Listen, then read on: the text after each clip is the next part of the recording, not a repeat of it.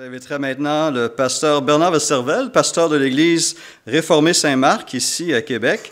Bernard se décrit comme une personne qui aime beaucoup et profondément l'histoire de l'Église et tout en étant de conviction calviniste, ce n'est pas une étiquette, en quelque sorte, qu'il aime, avec laquelle il aime s'afficher, mais il partage évidemment ses convictions et il va nous partager ce soir le premier point, non pas dans l'ordre qui a été présenté par M. Lapointe, qui est l'ordre avec lequel nous sommes plus familiers, mais à travers cette conférence, nous allons suivre l'ordre qui a été présenté par les calvinistes dans les canons de Dordrecht. Donc, c'est cet ordre-là qui sera suivi ce soir et demain, en commençant par celle de l'élection. Merci Stéphane. Merci à vous tous qui êtes ici ce soir et aussi pour l'accueil de l'Église Renaissance. C'est vraiment un privilège d'être parmi vous et présenter ce soir l'élection. Ce n'est pas les élections fédérales ni provinciales, donc ça va être moins houleux et difficile. Voilà. Je vais suivre beaucoup ce qui est sur le PowerPoint, donc il fallait prendre les notes selon ce qui est là. J'ai pris comme titre que qui choisit qui. L'élection, c'est de choisir. Donc, est-ce que c'est Dieu qui nous choisit? C'est nous qui choisissons Dieu? Comment l'expliquer? Alors, qui choisit qui? L'élection inconditionnelle. Quand on a la discussion sur l'élection, d'habitude, on a quelqu'un qui va citer un verset comme celui-ci. Personne ne peut venir à moi, à moins que le Père qui m'a envoyé ne l'attire. Puis on dit, ça c'est Dieu souverain. Puis quelqu'un dit en réponse, mais non, Dieu a tant aimé le monde qu'il a donné son Fils unique, afin que quiconque croit en lui ne périsse, mais qu'il ait la vie éternelle. Puis on peut ajouter beaucoup de textes, parce que d'un côté on dit, mais il y a deux qui choisissent. Puis on se demande qui, lequel. Est-ce que c'est Dieu qui choisit pour attirer vers le Fils? Ou c'est quiconque qui veut choisir le Fils qui va être sauvé. D'un côté, on a la souveraineté divine. Dieu est souverain. L'autre côté, c'est ce qu'on appelle la responsabilité humaine. Et les deux sont enseignés dans les Écritures. On peut citer beaucoup de versets. James Packer, il a dit, c'est une doctrine qu'on appelle antinomie, c'est-à-dire une contradiction apparente entre deux propositions. Il semble y avoir une contradiction. Puis c'est la même chose qu'on rencontre quand on parle de Jésus qui est à la fois Dieu et homme, qu'on parle de la Trinité qui est un Dieu, mais trois personnes. Ici, on a des textes bibliques, plusieurs, qui enseignent que Dieu est souverain, mais l'homme est entièrement responsable de son choix. Alors, qui choisit qui? Parfois, je prends comme une illustration une voie de ferrée. C'est une idée qui m'a donné un ancien pasteur que j'avais. Il dit, c'est une voie de ferrée. Pour une voie de ferrée, il y a deux rails. Puis il faut que les deux rails soient parallèles pour que le train passe. On peut dire qu'un, dans la théologie, l'enseignement biblique, il y a le rail de la souveraineté divine. Puis de l'autre côté, il y a le rail de la responsabilité divine. Puis nous, si vous avez déjà marché sur une voie de ferrée, sur l'horizon, on pense que les deux rails vont se toucher, n'est-ce pas? Puis dans notre théologie, ce qu'on aimerait faire, c'est comme d'une manière ou l'autre, mettre les deux ensemble. Puis moi, quand j'étais jeune, on marchait sur les voies de ferrée beaucoup, mais le plus loin que tu marches, ça ne se rejoint jamais. Puis il y a les théologiens, le plus qu'ils parlent, ça ne se rejoint jamais. Et je pense que c'est important pour nous dans l'enseignement biblique, je suis convaincu que c'est important, qu'il faut garder cet équilibre. Il faut garder l'équilibre entre Dieu est souverain, mais l'homme est entièrement responsable de son choix. Il faut garder ces deux ensemble. Et donc, pour nous, en pratique, ça veut dire que d'un côté, nous sommes appelés à prêcher et partager la bonne nouvelle pour persuader chaque personne à croire et à se repentir. C'est notre responsabilité. Chaque personne qui est prête à écouter, on va chercher à les persuader. Mais en même temps, il faut aussi prier. Prier avec autant de zèle et pour la conversion de chacune de ces personnes. Et si ça vous intéresse, dans un des livres, c'est l'Évangélisation et la souveraineté de Dieu de James Packer. C'est un très bon texte qui parle que nous, d'un côté, on enseigne l'Évangile, puis on va aussi aller prier, nous mettre à genoux pour que Dieu converte la personne. Mais je pense qu'il faut aller un peu plus loin. Et c'est ça qu'on veut faire ce soir et par rapport à ce qui a été dit au synode de Dordrecht. Parce que on parle de Dieu et homme. Comme dit un des textes que j'ai lus de Jean le Duc, il a dit, il y a un seul qui est souverain. C'est Dieu, pas l'homme. On peut aussi penser au fait qu'il y a une différence entre le Créateur et les créatures. C'est Dieu qui nous a créés. On est une créature. On n'aurait aucun choix si Dieu n'avait pas créé, Dieu ne nous avait pas créés. Et aussi, la Bible enseigne clairement que Dieu nous a choisis avant la création du monde. Puis aussi des textes qui parlent que nous, on est morts, homme est mort à cause de son péché. Donc, quand on considère ces faits bibliques, moi je dirais, on est porté à dire qu'en premier, c'est Dieu qui choisit. Mais il faut toujours garder les deux en équilibre, la responsabilité humaine et aussi la souveraineté de Dieu.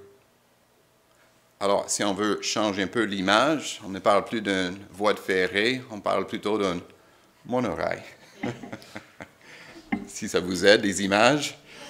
Monorail, pourquoi? Mais c'est toujours parallèle. Il y a la terre sur laquelle le monorail est construit. Mais la terre, si c'est la souveraineté de Dieu, la responsabilité humaine s'appuie sur Dieu et ses actions. Donc, c'est Dieu qui nous choisit. Oh, ça cogne. C'est Dieu qui est souverain et nous, à cause de sa souveraineté, nous pouvons choisir. Ça va? Mais la question, c'est bien d'avoir des images, parce que les illustrations, on peut en trouver de toutes sortes. Mais la question, c'est ce que la Bible dit sur l'élection. Et quand on parle de l'élection, si vous avez lu un peu de la littérature, il y a plusieurs textes bibliques qui parlent de l'élection. Et parfois, il y a des textes un peu moins clairs. Il y a un principe de l'exégèse, de l'interprétation biblique. Il faut commencer avec les textes qui parlent plus clairement d'un sujet, pour ensuite regarder les textes qui sont plus difficiles à interpréter. Ce soir, je ne vais pas passer beaucoup de textes, mais on va commencer avec celui qui est le plus clair sur l'élection. C'est Éphésiens chapitre 1, 4 à 6. Si je l'ai imprimé, c'est la traduction seconde 21. Je lis. En lui, Dieu nous a choisis, ou Dieu nous a élus, avant la création du monde, pour que nous soyons saints et sans défaut devant lui. Dans son amour, il nous a prédestinés à être ses enfants adoptifs par Jésus-Christ. C'est ce qu'il a voulu dans sa bienveillance, pour que nous célébrions la gloire de sa grâce, dont il nous a comblés dans le bien-aimé. Puis si on va à travers le texte en posant quelques questions, d'abord, ce texte concerne qui? C'est Dieu. Si on parle de celui qui agit, c'est Dieu, le Père, avec le Fils, ou même on devrait dire en le Fils. Quand? Mais ça date de loin, avant la création de l'univers, avant qu'on existait même. Donc, plus loin en Éphésiens, on parle de la largeur, la longueur de l'amour de Dieu. Voici la longueur de l'amour de Dieu. Ça date de très loin avant que l'univers existait. Ensuite, il y a le but personnel dans le sens l'avantage pour nous, c'est notre sainteté. Dieu veut qu'on soit saint et sans défaut, comme lui-même est saint. Si on demande quelle était la motivation de Dieu, c'est son amour. On peut dire son amour inconditionnel. Il a choisi de nous aimer. Qu'est-ce qu'il a fait? Il veut nous adopter. Plus loin dans le même chapitre, versets 11 et 12, on parle de Dieu qui nous a prédestinés ou élus. Puis là, on est appelé les héritiers de Dieu. Un héritage qu'on reçoit de Dieu lui-même. Ensuite, comment il a fait en Jésus-Christ? Si vous lisez Éphésiens chapitre 1, 3 à 14, à plusieurs reprises, on a la phrase « en lui ». Tout est fait en Jésus-Christ parce que nous sommes unis à Jésus-Christ. Il n'y a rien reçu en dehors de Jésus-Christ, aussi l'élection. Pourquoi? Le texte dit tout simplement parce qu'il a voulu, dans sa bienveillance ou dans sa bonne volonté. Donc, quand on parle de volonté qui a choisi, c'est la volonté de Dieu. Et quand on parle de l'élection, parce que Dieu choisit, parfois c'est difficile, on dit, mais est-ce que c'est juste? Mais le Saint-Esprit nous rappelle dans ce texte, c'est sa bonne volonté. La bonne volonté de Dieu de nous choisir. Et quel est le but ultime? De célébrer la gloire de sa grâce. Donc, tout est pour la gloire de Dieu et évidemment notre bonheur, parce qu'il nous adopte dans sa famille d'être purs et saints. Texte en Éphésiens. Un autre texte qui est important, c'est Romains chapitre 8, le verset 29 à 30. Encore un texte que probablement vous connaissez bien. En effet, ceux qu'il a connus d'avance, il les a aussi prédestinés à devenir conformes à l'image de son Fils, afin que celui-ci soit le premier-né d'un grand nombre de frères. Et ceux qu'il a prédestinés, il les a aussi appelés. Ceux qu'il a appelés, il les a aussi déclarés justes. Et ceux qu'il a déclarés justes, il leur a aussi accordé la gloire, ou il les a glorifiés. Ce qu'on appelle la chaîne d'or. Connu d'avance, prédestiné, appelé, justifié, glorifié. Le texte soulève une question, ce qu'on appelle la préscience de Dieu, ou le mot qu'on a ici dans la traduction, Dieu a connu d'avance. Donc, de science, connaître, pré, de connaître d'avance. Qu'est-ce que ça veut dire? Qu'est-ce que ça signifie, préscience? Il y a ici, on met un lien avec l'omniscience de Dieu, c'est-à-dire que Dieu, il connaît tout, on est d'accord, Dieu connaît toutes choses. Avant la création du monde, il connaît toutes choses. Aujourd'hui, il connaît toutes choses. Il a connu le moment où je vais croire en lui. Et même comment je vais persévérer dans la foi. Est-ce que la préscience et l'omniscience exactement la même chose? Pas tout à fait, parce qu'ici on parle d'une préscience de Dieu, une connaissance qu'il avait avant un autre acte dans la vie de notre humain. Il y a ceux qui décrivent la préscience ou connaître d'avance, c'est l'idée que, ayant prévu la foi d'une personne, Dieu l'a choisi. C'est-à-dire, avant la création du monde, Dieu regarde dans l'histoire de l'humanité, disant, il m'a vu, il a vu que j'allais croire en Jésus-Christ, alors il m'a choisi, m'a prédestiné à être son enfant. Ça, c'est une interprétation de préscience, Dieu a connu d'avance. J'ai mis un point d'interrogation parce que cette interprétation, typique des Arméniens, ça soulève quelques questions. D'abord, dans le texte ici, en Romains chapitre 8, ce qui est connu, ce n'est pas la foi de la personne, c'est simplement la personne. Ceux qu'il a connus d'avance. Dieu a connu les personnes. Le texte n'ajoute rien par rapport à la qualité, que ce soit la foi, l'obéissance ou autre chose. Simplement, il a connu une personne qu'il a ensuite prédestinée. L'autre aspect, le mot « connaître », que ce soit en grec, mais surtout en hébreu, l'arrière-plan de ces textes, ça veut dire d'avoir une relation avec quelqu'un. On connaît les anciennes traductions d'Adam a connu Ève, ils ont eu un enfant. C'est une bonne façon de faire connaître, de cacher un peu aux jeunes enfants qu'est-ce qu'ils ont fait exactement. Mais d'avoir cette relation personnelle entre deux personnes ou même entre nous et Dieu. Et donc, connaître, c'est l'idée d'aimer ou même de choisir d'aimer, que d'autres traducteurs et commentateurs donnent. Donc, c'est en fait ceux qu'il a connus d'avance, c'est ceux que Dieu a choisi d'aimer d'avance. Et là, encore, si on regarde les deux textes clés par rapport à l'élection, si on les met ensemble, ce que Dieu a connu d'avance, il a aussi prédestiné à être des enfants. Si on met en parallèle avec le texte en Éphésiens 1, c'est dans son amour qu'il les a prédestinés à être ses enfants. Et donc, dans son amour en Éphésiens, en parallèle avec connaître d'avance. Alors, quelque chose à réfléchir, préscience, dans l'idée de Dieu a choisi d'aimer à l'avance. Ça va? À réfléchir, voilà. Alors, ce que la Bible a dit, c'était la base de ce que les théologiens, les pasteurs qui étaient réunis à Dordrecht ont regardé. Puis, le premier article, en réponse à ce qu'a dit les remonstrants, ils ont écrit l'article sur l'élection inconditionnelle. Pour être juste, il faut savoir qu'est-ce que disaient les remonstrants, voilà. Et donc, voilà le texte qu'ils avaient dans le premier article. Nous croyons que Dieu a décidé, avant la fondation du monde, par un décret éternel et inchangeable en Jésus-Christ, son Fils, de sauver en lui, selon lui et par lui, du milieu de l'humanité déchue et pécheresse, ceux qui, par la grâce du Saint-Esprit, croient en son Fils Jésus-Christ, et qui, dans l'obéissance de la foi, et par la même grâce, persévérait jusqu'à la fin. Moi, bon réformé, la première fois que j'ai lu ce texte, j'ai dit, mais c'est bon ça. Qu'est-ce qu'il y a le problème? Parce qu'en gros, c'est très bien écrit, parce qu'on a tendance, veux pas, si on est calviniste, de donner une caricature des Arméniens à l'époque. Mais ce qu'ils ont écrit ici, c'est très bien fait. C'est sûr que c'est l'aspect de la préscience de Dieu. C'est-à-dire, l'élection est conditionnée par la foi, l'obéissance et la persévérance. Si on lit le texte, il dit de choisir l'humanité, de sauver en lui ceux qui croient en son Fils Jésus-Christ et qui, dans l'obéissance de la foi, persévéraient jusqu'à la fin.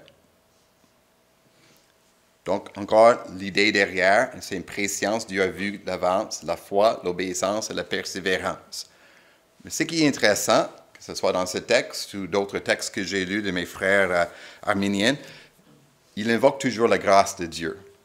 Cette foi, obéissance et persévérance sont une grâce divine, par la grâce du Saint-Esprit. Par la même grâce du Saint-Esprit, ils croient, obéissent et persévèrent. Ce qui est intéressant dans le texte, c'est qu'ils reconnaissent à un moment donné aussi cette grâce, cette foi, cette obéissance et persévérance, et aussi l'œuvre de la grâce de Dieu.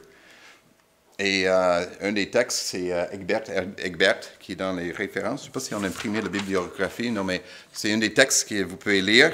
C'est publié avec des éditions Oasis. Il a écrit un texte, il reconnaît aussi que la régénération, c'est aussi la grâce de Dieu, c'est quelque chose que seul le Saint-Esprit peut faire. Et donc, moi je dirais, même dans le texte Egbert, il parle du mystère. Il y a des choses qu'on ne peut pas toujours expliquer complètement. Je dis, chaque théologien, il a son bouton de mystère. Il y a quelque chose qu'on n'arrive pas à expliquer. On appuie sur le bouton mystère. On ne peut pas tout expliquer. Et c'est vrai, il y a des choses qu'on ne peut pas entièrement expliquer. Et aussi pour les Arméniens, ils reconnaissent que même dans la foi qui est prévue de Dieu, cette foi est aussi une grâce de Dieu. Je crois dans ce sens-là, ce qui a été articulé par le Synode de Dordrecht, c'est plus clair. Si on arrive dans le canon de Dordrecht, en passant, si vous voulez avoir un très bon texte sur la préscience, c'est ce texte, 5 Points of Calvinism, c'est en anglais, mais c'est un article dans l'annexe qui explique très bien la préscience de Dieu et la manière de l'interpréter dans les Écritures. Le canon de Dordrecht, il y a des exemplaires disponibles sur la table en arrière. Le texte qui est assez développé. Sur l'élection inconditionnelle, il y a 18 articles qui ont été écrits, ainsi que des réponses à des objections. Si je résume brièvement, d'abord, il commence avec l'état pécheur de l'homme. Ensuite, il explique que Dieu envoie ses missionnaires pour annoncer la bonne nouvelle. Puis, c'est Dieu qui donne la foi à ceux qu'il avait élus en Jésus-Christ. Ensuite, il explique que l'élection est immuable, ça veut dire qu'il ne change pas. Les élus, ils répondent par l'humilité, l'adoration, la sanctification et l'amour. Et ça, c'est un aspect clé parce que parfois on dit, mais si Dieu choisit, il veut les sauver, on peut vivre n'importe comment. Ils ont toujours insisté, comme les Écritures insistent, ceux qui sont en Jésus-Christ, ils vont porter le fruit du Saint-Esprit. Ceux que Dieu n'a pas élus, la doctrine de la réprobation, on va en discuter tout à l'heure.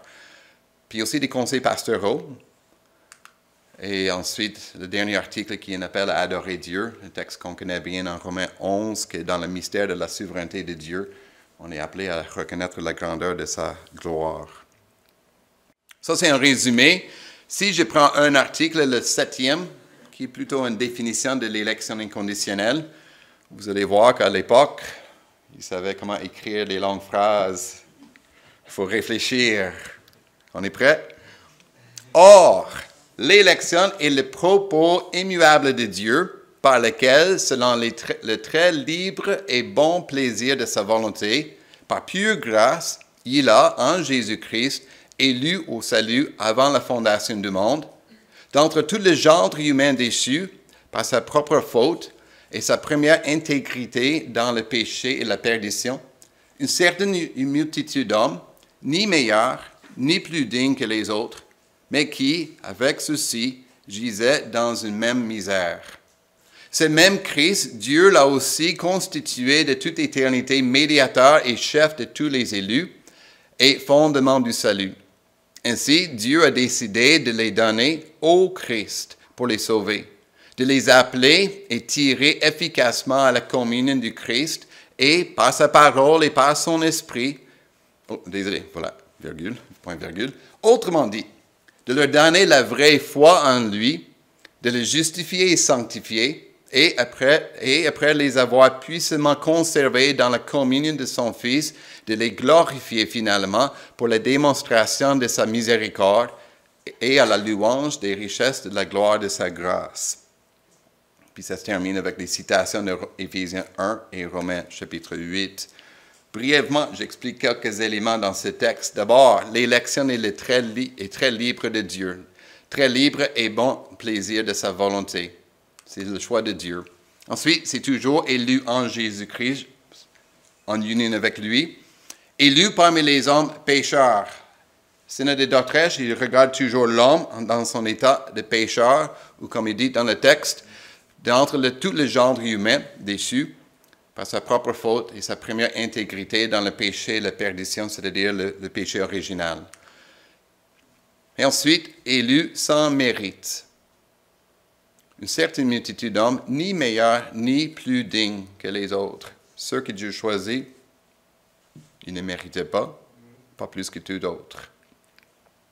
Ensuite, dans le paragraphe qui suit, d'abord, ces élus sont donnés à Jésus-Christ pour qu'il soit le sauveur. Puis ensuite, il y a une élection, moi je l'appelle un forfaitaire, ça veut dire que ça vient avec un package deal. Il y a plusieurs choses qui sont incluses dans l'élection. Si on regarde le texte, ils sont donnés à Jésus-Christ pour d'abord les sauver, ensuite les appeler, les tirer efficacement, un peu plus loin, justifier, sanctifier, glorifier. Tout ça est inclus, parce que tout ça est en Jésus-Christ, en qui on est élu. On souligne en particulier qu'il donne à ses élus la vraie foi. Donc, c'est le don de Dieu aux élus. Et tout ça, comme dit à la fin de ce texte, pour glorifier la grâce souveraine de Dieu. Ça va? Charles Nicolas, c'est son article que j'ai imprimé, c'est sur la table en arrière. Il a écrit « Cette élection est inconditionnelle, c'est-à-dire qu'elle ne dépend de rien d'autre que de Dieu lui-même. Il n'y a pas d'une condition qui se trouve en nous. On peut la remplacer, je dirais, par l'amour inconditionnel. Souvent, on dit que Dieu nous aime d'une manière inconditionnelle. Justement, c'est ce qu'on veut dire dans l'élection inconditionnelle. Dans son amour, il nous a prédestinés, ou de prendre les paroles de Jean, nous aimons parce que Dieu nous a aimés le premier, et même ça depuis l'éternité. Mais ceux qui n'ont pas le droit de vote, ceux que Dieu n'a pas choisis, ils ne peuvent pas voter, ils ne peuvent pas choisir. Qu'est-ce qu'on fait? Donc là, on arrive avec ce qu'on appelle la doctrine de la réprobation. Parfois, on a dit la double prédestination. Il y a un article dans le canon de Dordrecht qui en parle, parmi les 18. Encore, ce qui est important, c'est que l'équilibre, la Bible en parle très peu, concernant ceux qui ne sont pas élus. Il y a très peu dans la Bible.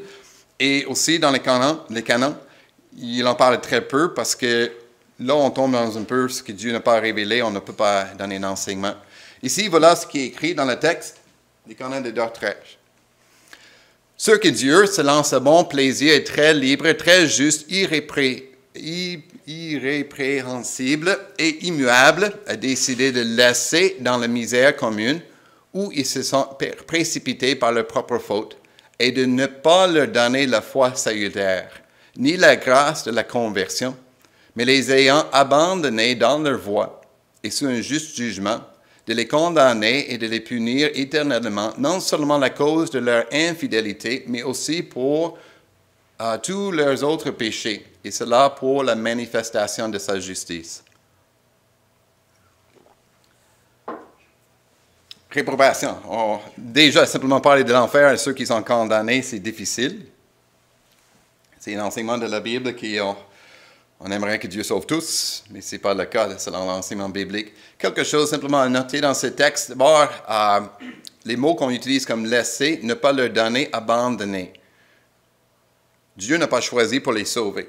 Il a simplement laissé là où ils étaient, dans leur état de péché. Lorraine Bottner, encore un texte que vous pouvez prendre sur la table en arrière. Il a un grand texte sur la prédestination, si vous voulez le lire. Même moi, réformé, je ne l'ai pas encore lu, mais vous avez un petit résumé ici, en arrière, c'est gratuit. Il écrit « Dieu a simplement prédéterminé de laisser leur nature inchangée. » ils sont pécheurs, rebelles, il les laisse dans cet état. Est-ce que la Bible en parle? Pas beaucoup. Il y a un texte en 1 Pierre, chapitre 2, verset 8, qui dit « Ils s'y heurtent », c'est-à-dire les rebelles, ceux qui ne croient pas, ils se heurtent à la pierre Jésus-Christ. Donc, ils se trébuchent sur Jésus-Christ parce qu'ils désobéissent à la parole, et c'est à cela qu'ils ont été destinés. Ils étaient destinés à, oui, trébucher, mais aussi à désobéir, lassés dans la désobéissance.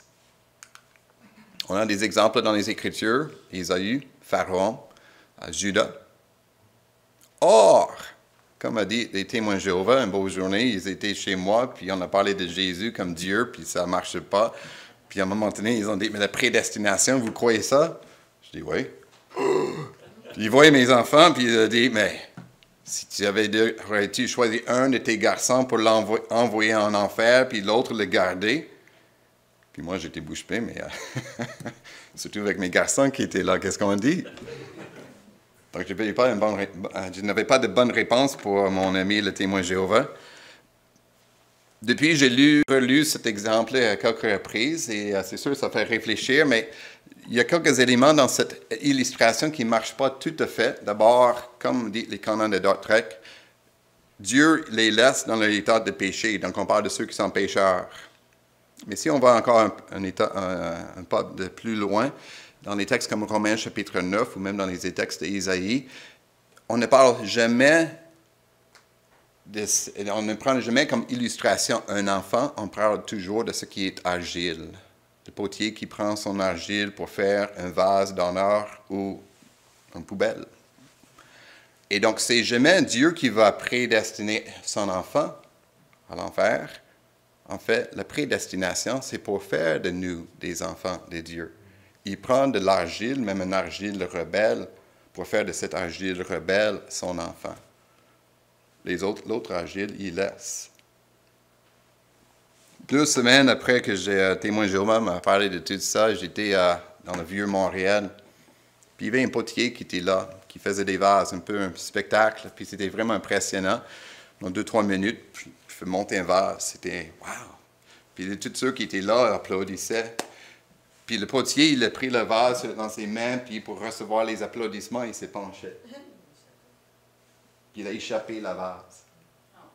Puis tout le monde... Oh! Puis lui, il riait. Il l'a fait par exprès. C'était un peu son façon de faire rire le monde. Puis tout le monde applaudissait encore plus fort. J'ai dit, wow, ça c'est la réprobation de Dieu. Il prend de l'argile, il peut faire ce qu'il veut, il peut en faire des milliers, puis il peut aussi le laisser échapper. Puis on va le glorifier encore plus. Ça fait réfléchir. Ce n'est pas une doctrine facile. On n'aime pas les textes où les gens sont jugés par Dieu. On trouve ça difficile pour nous tous. Mais ça aussi, c'est un aspect de la justice de Dieu dans sa création. À réfléchir. Mais Dieu choisit tous. On entend ça parfois les gens, mais Dieu, il choisit tout le monde, n'est-ce pas? Pour les appeler tous au salut. Puis un des textes qu'on utilise, qu'on cite souvent, c'est 1 Jean chapitre 2. Jésus-Christ lui-même, Jésus-Christ est lui-même la victime expiatoire pour nos péchés, et non seulement pour les nôtres, mais aussi pour ceux du monde entier. Du monde entier, son sacrifice est fait. D'autres conférenciers vont parler de ce texte. 2 Pierre chapitre 3 à 9. Le Seigneur fait preuve de patience envers nous, voulant qu'aucun ne périsse, mais que tous parviennent à la repentance. Tous parviennent. Il veut que tous parviennent à la repentance. Autre texte, 1 Timothée 2, 4. Dieu, notre Sauveur, désire que tous les hommes soient sauvés et parviennent à la connaissance de la vérité.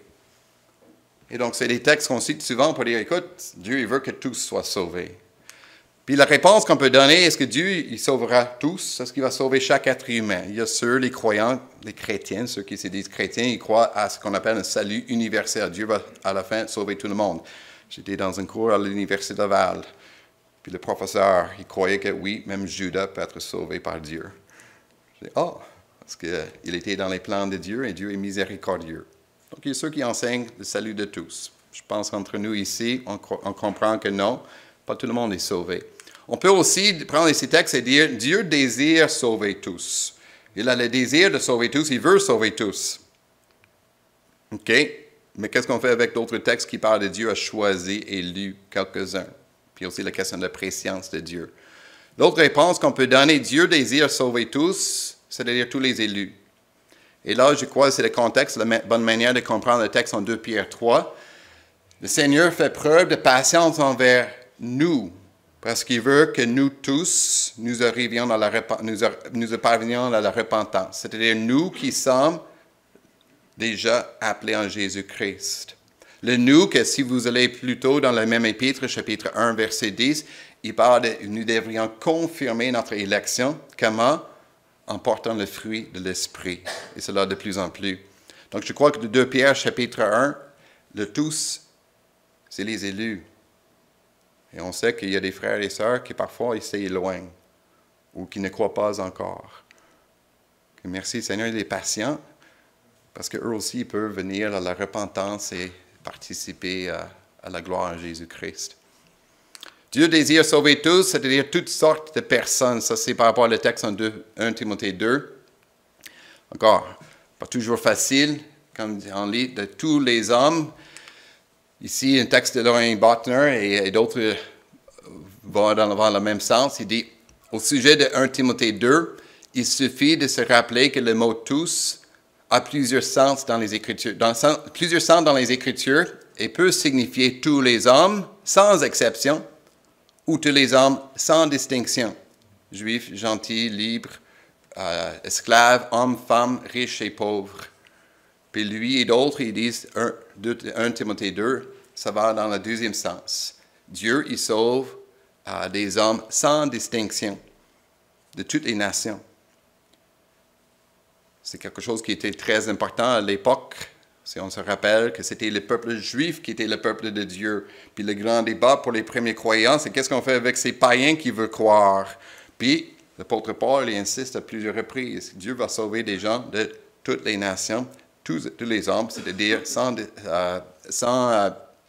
distinction entre juifs, non-juifs, hommes, femmes, riches, pauvres. Ça va? C'est bien. Alors, si on revient, son choix nous rend capables de choisir. Donc, Dieu nous choisit en premier pour que nous puissions ensuite choisir Dieu. Ici encore, je cite Charles Nicolas, Dieu ne nous a pas choisis parce qu'il savait que nous aurions la foi et que nous serions saints. Il nous a choisis pour que nous ayons la foi et que nous soyons saints. Ce n'est pas parce que, c'est pour nous donner la foi. Donc, la souveraineté divine est à la base de notre responsabilité humaine de choisir de croire. Puis on a des textes comme Actes chapitre 13. C'est dans le contexte où l'apôtre Paul était à Antioche. Il a prêché, les Juifs ont rejeté, ils sont allés prêcher aux non-Juifs. Puis il a dit que tous ceux qui étaient destinés à la vie éternelle crurent. Ils étaient destinés à la vie et alors ils ont cru.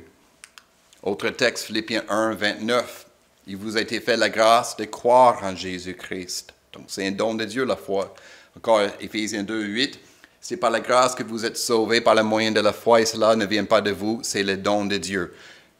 Le salut est un don de Dieu, ça c'est sûr et certain, mais dans le contexte, je crois la bonne manière de comprendre ce texte, le salut et la foi pour le recevoir, tous les deux sont le don de Dieu. C'est encore mon forfait que Dieu nous donne. Alors, Dieu m'a choisi moi. Point d'interrogation, point d'exclamation. Témoignage de plusieurs, je cite Charles Spurgeon, prédicateur bien connu.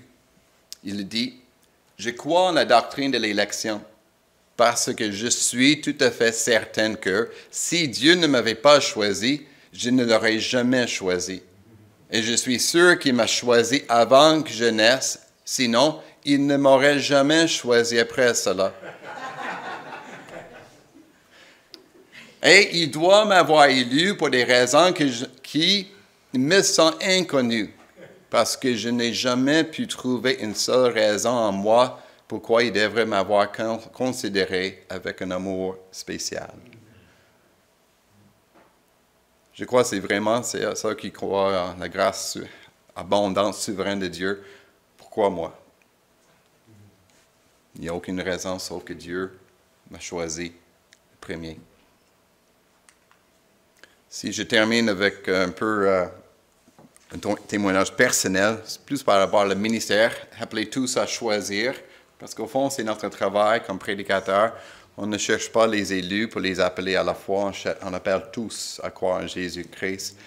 Et Dieu, dans sa grâce, m'a appelé à travailler ici au Québec, puis j'ai à cœur la mission ici au Québec. Mais vous savez, la mission au Québec, il y a des jours, ça va très bien, d'autres jours, c'est difficile. Mais voilà, que Dieu, il a son peuple ici, comme il a dit à l'apôtre Paul. Je tiens beaucoup à cœur ce texte depuis 2 ans, le texte de l'apôtre Paul écrit par rapport à son ministère, que je prends aussi pour mon ministère. Il dit, « J'étais chargé d'amener ceux que Dieu a choisis à la foi et à la connaissance de la vérité, qui est conforme à la piété, afin qu'il ait l'espérance de la vie éternelle. » Donc, appelez ceux que Dieu a choisis, et les amener à la foi. Je ne sais pas qui. J'ai une liste de personnes avec qui Dieu m'a mis en contact depuis des années.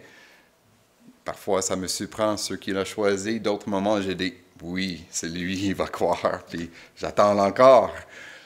Mais comme j'ai dit au début, il faut garder en équilibre la responsabilité humaine et la souveraineté de Dieu. D'un côté, on prêche, on partage de bonnes nouvelles pour persuader chaque personne à croire et à se repentir.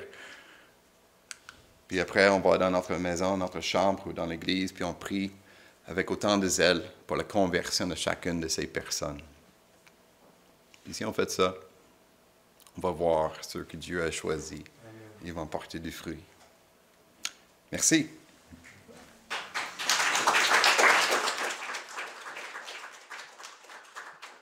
Je peux prendre quelques questions s'il y en a.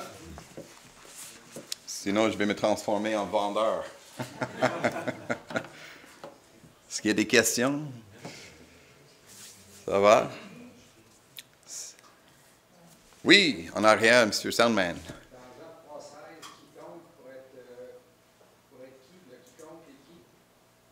Le quiconque, c'est quiconque. Là, on est dans notre présentation peut-être, mais c'est qu'on est appelé à annoncer l'Évangile à tous, et tous est appelé à croire. Et donc, on peut distinguer entre l'appel du Saint-Esprit, c'est-à-dire l'appel comme en Romains chapitre 8, que Dieu appelle au salut. Ça, c'est l'appel du Saint-Esprit dans le cœur. Mais l'appel à tous, c'est-à-dire la prédication, l'annonce de l'Évangile, ça, c'est nous faisons à tous. Et tous peuvent croire en Jésus-Christ. Ils sont tous appelés. C'est ce qu'on appelle l'offre sincère de l'Évangile. Il y a un aspect de mystère dans tout ça, mais notre responsabilité humaine, c'est de l'annoncer à tous. Oui. Dans le même verset, un verset tellement central, car Dieu a tant aimé le monde. Oui. Alors, un des arguments que j'ai entendu, c'est que si Dieu avait vraiment aimé tous les hommes, pour finir, tous devraient pouvoir être sauvés. Alors, qu'est-ce qu'il entend par car Dieu a aimé le monde, a tant aimé le monde? Le monde, oui. C'est qui? Oui, bonne question. Et probablement, ça, c'est la question pour ce texte. Moi, je comprends le mot « monde » dans le contexte de l'évangile de Jean. Jean, il utilise le mot « monde » dans presque tous les contextes comme le monde en rébellion contre Dieu. Et donc, il parle de tout le monde en rébellion. Ce n'est pas dans le sens, pas uniquement les êtres humains, mais le monde, la création en rébellion contre Dieu. Et donc, Dieu a aimé ce qui était en rébellion contre lui pour le sauver.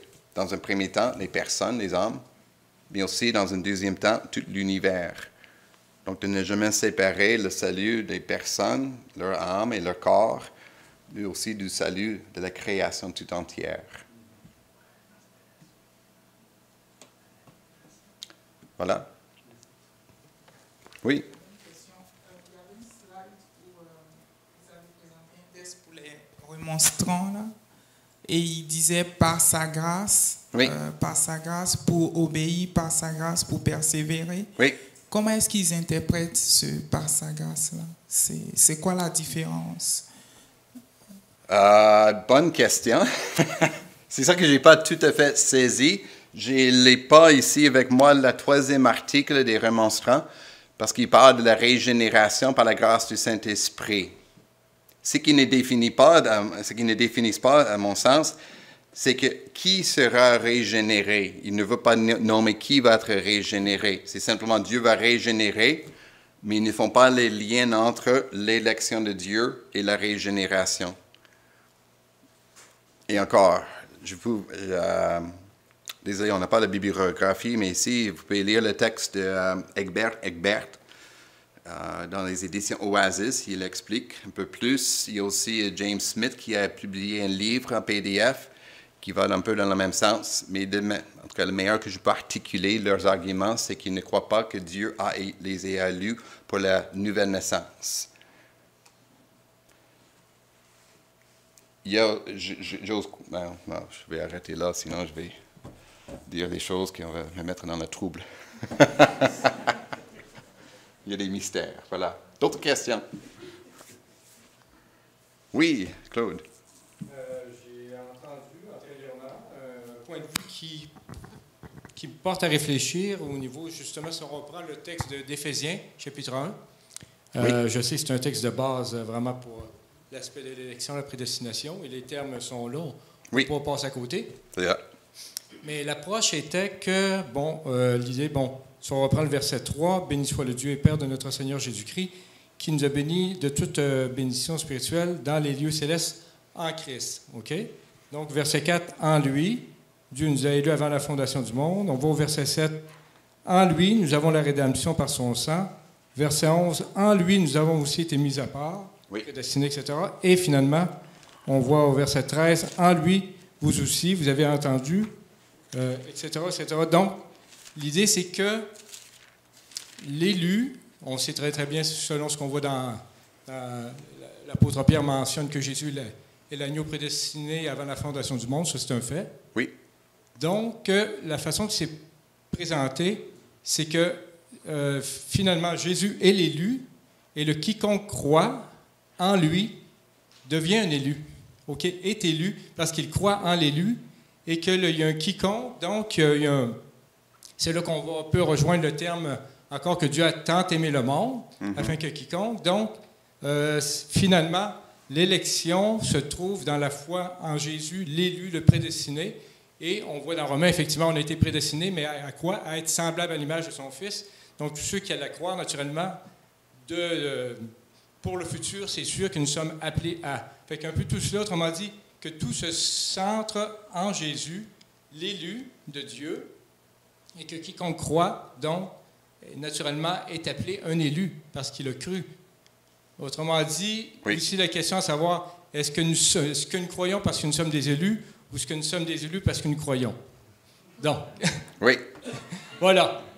Ça, c'est un premier point. Puis, il y a le deuxième aspect, c'est lorsque Jésus lui-même, lorsqu'il pleurait sur Jérusalem. Oui. Hein? Jérusalem, Jérusalem, combien de fois ai-je voulu te rassembler comme une poule rassemble ses poussins, mais tu ne l'as pas voulu. Et tous les autres textes qu'on voit que l'homme refuse et que finalement, celui qui va aller en enfer, c'est parce qu'il n'a pas cru. Oui. Donc, mais s'il n'était pas créé pour croire, comment peut-il être condamné? Ça fait que toutes ces questions-là assez complexes. Oui. Non, non, justement, c'est les textes qui, comme j'ai commencé au début, les textes...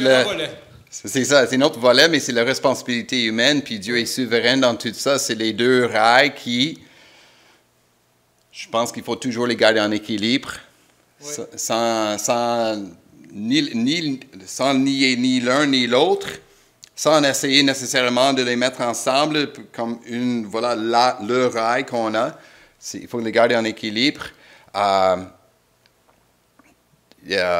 Donc, ça, dans un premier temps, pour revenir à Éphésiens, la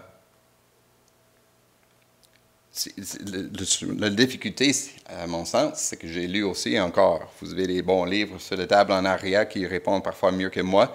Le texte en Éphésiens, il parle de nous qui sommes élus en lui. Ce n'est pas simplement Jésus qui est l'élu, on le reconnaît. Nous sommes élus vu que nous croyons en celui qui est élu. Donc, Oui, mais Voilà. donc on revient à l'argument de la préscience. Dieu a prévu la foi que nous aurions pour croire, pour être unis à Jésus-Christ. Mais le texte en Éphésiens, c'est simplement Dieu nous a choisis avant la création du Oui, monde. définitivement. Autrement dit, Jésus est l'élu, Oui. Jésus est le sauveur, Oui, et l'Église, c'est le quiconque croit. Autrement dit, l'Église est le réceptacle dans lequel tous ceux qui croient, qui se tournent vers le sauveur, entrent. Dieu connaît le nombre, Dieu connaît Oui. tout d'avance, c'est sûr. oui, Mais il y a comme ici un appel, et oui, absolument, qu'on pourrait dire irrésistible, mais il y a aussi une réponse véritable. Tout comme Dieu nous a dit oui, et tout comme l'époux, l'épouse va dire oui à la suite du oui de l'autre. Donc, il y a un contrat, une alliance éternelle qui se fait, mais d'une façon authentique. Tout comme il y a une véritable repentance authentique de la personne qui croit et qui se tourne vers Christ. Fait que c'est tout un peu ça, mais c'était surtout le point d'Éphésiens. J'ai trouvé ça quand même, ça porte beaucoup à réflexion, la façon de l'élection, mais en lui, que tout se tourne vers lui. Et en lui, vous avez cru, vous avez été scellés, etc. etc. Là. oui. Fait que c'est un point de vue différent qui amène à réfléchir. Oui, en tout cas, je n'ai pas lu cet argument-là, donc ça peut être intéressant. La seule chose que je remarque, c'est que la Bible, quand on parle on est en Jésus-Christ, on appartient à Jésus-Christ, on reçoit tout ce qui est à Jésus-Christ pour notre salut. Et donc, c'est difficile. Quand on est... je recule un peu. On a ce qu'on appelle l'ordre de salutis, l'ordre du salut. Puis on a historiquement eu la tendance à distinguer entre chacune des étapes du salut. Mais de plus en plus, les théologiens disent que ce n'est pas nécessairement utile de faire ça, puis presque impossible. C'est mieux de dire on reçoit tous en Jésus-Christ. Donc, si on parle de la nouvelle naissance, la foi, la repentance, la vie éternelle, la prédestination, l'adoption comme enfant de Dieu, la glorification, c'est comme j'ai dit, c'est un forfait, on reçoit tout ça en Jésus-Christ. Il n'y a pas d'ordre chronologique en soi. Il n'y a pas, non, c'est ça. Et donc, c'est ça, en tout cas, dans les arguments que j'ai lus, c'est comme ils veulent distinguer un élément séparé. Mais quand on est élu en Jésus-Christ, prédestiné en lui, on reçoit tout comme un forfait. C'est ensuite de le vivre dans notre vie quotidienne. Donc, voilà. Oui. Voilà. C'est bien. C'est bon. D'autres questions? Sinon, c'est sûr, les moments de pause, tout ça, on peut en jaser, discuter. Il y a d'autres conférenciers. Puis à la fin, il y aura un panel pour revenir sur quelques éléments des questions. Si je peux prendre 2 minutes pour il y a les tables en arrière avec des livres, plusieurs que j'ai reçus de la librairie chrétienne, tous ceux qui sont en français. Il y a aussi quelques-uns en anglais que j'ai eu dans une librairie. Si vous ne voulez pas en anglais, il y a toujours plus publié et intéressant. Donc, si ça vous intéresse. Moi, en anglais, ce que je recommande, c'est le 5 Points of Calvinism. C'est un texte qui, même si votre anglais est de base, ça donne des textes bibliques sur lesquels on appuie les documents, les 5 points. Il y a aussi, si vous aimeriez ça, la recherche, il y a une bibliographie très développée. Et quelques annexes qui expliquent d'autres éléments de le salut, surtout de la question de la préscience de Dieu. Il nous a connus d'avance. Le problème, c'est qu'il y a un seul sur la table. Donc, celui qui est le premier peut l'avoir. Si ça vous intéresse, je vais aller voir la librairie en Ontario dans 3 semaines. Donc, vous pouvez laisser votre nom et je peux en commander d'autres. Sinon, en arrière, il y a quelques livres, les canons de Dordrecht, si vous aimeriez avoir ça. Il y a aussi, si vous aimeriez faire une étude plus détaillée des canons de Dordrecht, il y a le pasteur Paulin Bédard qui a fait une étude doctrinaire des canons. Et donc, c'est disponible sur la table en arrière. Ce qui est l'avantage cette fin de semaine, c'est qu'au lieu de vendre à 30$ et à 20$.